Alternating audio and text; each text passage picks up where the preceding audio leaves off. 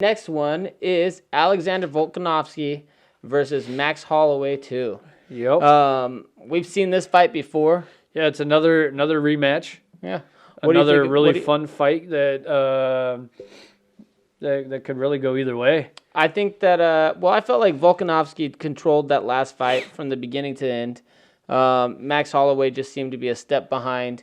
Yeah. And I feel like we're going to run into the same thing here. I don't really know how much Max Holloway's really been training. He's been saying stuff like, "Oh, I was training on Zoom calls," and stuff like that. And some of that's probably trolling, but it's like, you always have that question in the back of your head, like, what is he really doing? Think about Mike Perry a couple weeks ago.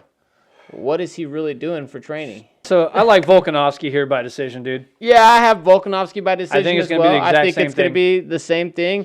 I just think there's too many question marks with what Max Holloway is doing right now.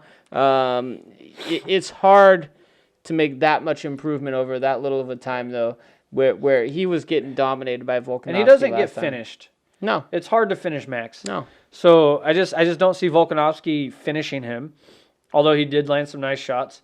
But I just think we're going to see the exact same thing we saw in the first fight. Yeah, I think you're right about that.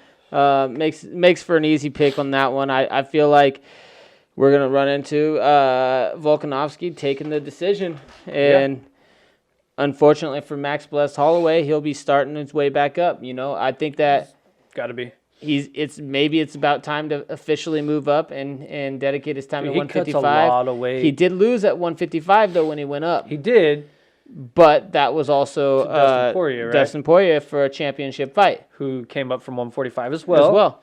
So it'll be interesting to see. But also Dustin Poirier just he beat Dan Hooker. Yeah, and he looked really fucking good in that fight. They both looked great in that fight, to be honest. Yeah, that was a war.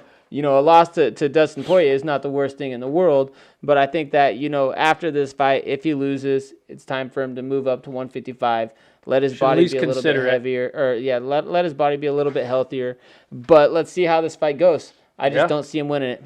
Yeah, it's going to be the same thing, like I said, same thing as the first fight. Yep.